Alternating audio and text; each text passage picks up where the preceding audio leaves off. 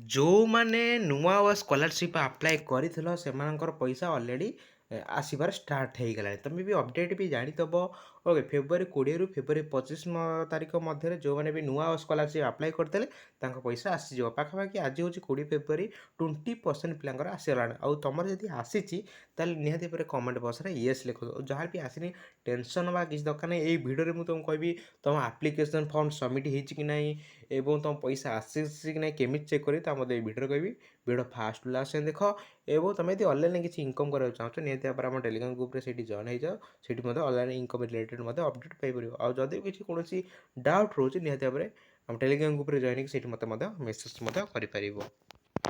ତ ସମସ୍ତଙ୍କ ମଧ୍ୟରେ ସମସ୍ତଙ୍କର ମୋବାଇଲରେ ମଧ୍ୟ କ୍ରୋମ୍ ଥିବ, ଠିକ୍ ଅଛି। ତ କ୍ରୋମ୍ ଓପନ୍ କରିବ, ସର୍ଚ୍ଚ କରିବ ଓଡ଼ିଶା ସ୍କଲାରସିପ୍। ତ ଯେମିତି ମୁଁ ଓଡ଼ିଶା ସ୍କଲାରସିପ୍ ଉପରେ ସର୍ଚ୍ଚ କରୁଛି, ସର୍ଚ୍ଚ କରିସାରିଲା ପରେ ଓଡ଼ିଶା ସ୍କଲାରସିପ୍ ଫାଷ୍ଟ ଅପସନ୍ ଉପରେ କ୍ଲିକ୍ କରିବ।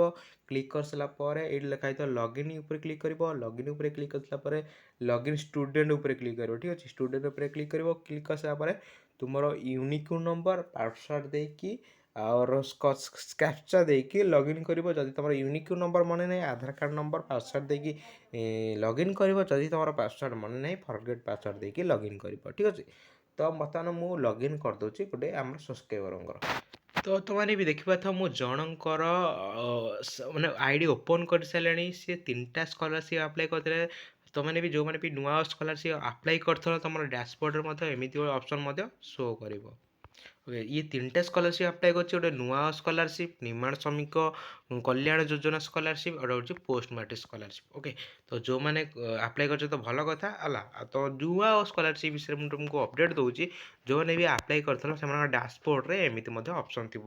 ତ ଭ୍ୟୁ ଷ୍ଟାଟସ୍ ଉପରେ କ୍ଲିକ୍ କରିବ। ଭ୍ୟୁ ଷ୍ଟାଟସ୍ ଉପରେ କ୍ଲିକ୍ କରିସାରିଲା ପରେ ତୁମକୁ ଏଇଠି ତ ଭ୍ୟୁ ଷ୍ଟାଟସ୍ ଉପରେ କ୍ଲିକ୍ କରିସାରିଲା ପରେ ଯେଉଁ ହେଲା ଏଇ ପିଲାଙ୍କର ଇଏ ଅଲରେଡ଼ି ଆପ୍ଲାଏ କରିଦେଇଛି, ଆର ଆପ୍ରୁଭ୍ ହେଇନି। ଓକେ, ଆର ଯେତେବେଳେ ବି ଆପ୍ରୁଭ୍ ହେଇଯିବ ଆର ପଇସାଟା ଆସିଯିବ, ଠିକ୍ ଅଛି। ତୁମେ ଦେଖିପାରୁଥିବ ପ୍ରୋଭିଜନାଲ୍ ଆପ୍ରୁଭ୍ ବାଇ ଇନଷ୍ଟିଚ୍ୟୁଟ୍। ଯେତେବେଳେ ବି ଆପ୍ରୁଭ୍ ହେଇଯିବ ରିମାର୍କସ୍, ଠିକ୍ ଅଛି, ଆପ୍ରୁଭ୍ ହେଇଯିବ ଆର ପଇସା ଆସିଯିବ। ତ ସମସ୍ତେ ଚେକ୍ କରିଦିଅନ୍ତୁ ଯଦି ତୁମର ଆପ୍ରୁଭ୍ ହେଇଛି ଅଲରେଡ଼ି ପଇସା ଆସିଯାଇଛି। ଓକେ, ଯେଉଁମାନଙ୍କର ଆପ୍ରୁଭ୍ ହେଇଯାଇଛି କିମ୍ବା ପଇସା ଆସିନାହିଁ ତାହେଲେ କିଛି ୱେଟ୍ କର ହେଲା, 25 ଫେବୃଆରୀ ଯାଏଁ ୱେଟ୍ କର। ସେମାନଙ୍କର ପଇସା ଆରାମସେ ଆସିଯିବ, ଠିକ୍ ଅଛି। ଆଉ ତ ଏମିତି ଚେକ୍ ମଧ୍ୟ କରିପାରିବ ନୂଆ ସ୍କଲାରସିପ୍ ମଧ୍ୟରେ। ଯଦି ବି ଆଉ ଅଲଗା ସ୍କଲାରସିପ୍ ମଧ୍ୟ ଆପ୍ଲାଏ କରିଛ, କିଛି ପିଲା ତ ମେସେଜ୍ କରୁଛନ୍ତି ଭାଇ ନୂଆ ସ୍କଲାରସିପ୍ ଆପ୍ଲାଏ କଲେ ଷ୍ଟେଟ୍ ସ୍କଲାରସିପ୍ ପଇସା ଆସିବ କି ନାହିଁ, ତ ତା ମଧ୍ୟ କୌଣସି ଅପଡ଼େଟ୍ ମଧ୍ୟ ଆସିନାହିଁ। ଓକେ, ତ କିଛି ପିଲା ତ ମେସେଜ୍ କରୁଛନ୍ତି ଭାଇ ମୁଁ 3ଟା 4ଟା ଏମିତି ସ୍କଲାରସିପ୍ ଆପ୍ଲାଏ କରିଛି ତ ସବୁ ସ୍କଲାରସିପ୍ ପଇସା ଆସିବ କି? ତ ଏମିତି କିଛି ବି ଅପଡ଼େଟ୍ ମଧ୍ୟ ଆସିନି। ତ ତୁମେ ବି ନୂଆ ସ୍କଲାରସିପ୍ରେ ପାଖାପାଖି ମୁଁ ଯାହା ଜାଣିବାକୁ ପାଉଛି ଯେଉଁମାନେ ବି ଅଲରେଡ଼ି ମାନେ ଆପ୍ଲାଏ କରିଦେବେ ସେମାନଙ୍କର ପଇସା 100% ଆସିବ। ତ ଆଉ କୌଣସି ଅଲଗା ସ୍କଲାରସିପ୍ ପଇସା ଆସିବ କି ନାହିଁ ତା ମଧ୍ୟ ମୁଁ ଜଣା ନାହିଁ। ତ କି ଯେଉଁ ଅପଡ଼େଟ୍ ଆସିଲେ ତା ମଧ୍ୟ ଆମ ଚ୍ୟାନେଲରେ ମଧ୍ୟ ଦେଇଦେବି। ଓକେ, ତ ସବୁକିଛି ଡିଟେଲ୍ସ ମଧ୍ୟ କହିଦେଲି। ଯଦି ବି କିଛି ଡାଉଟ୍ ଅଛି ମୋତେ ଟେଲିଗ୍ରାମକୁ ମେସେଜ୍ କରିପାରିବ। ତ ଦେଖା ହେବା ନେକ୍ସଟ ଭିଡ଼ିଓରେ। ସେଥିପାଇଁ ଜୟ ଜଗନ୍ନାଥ।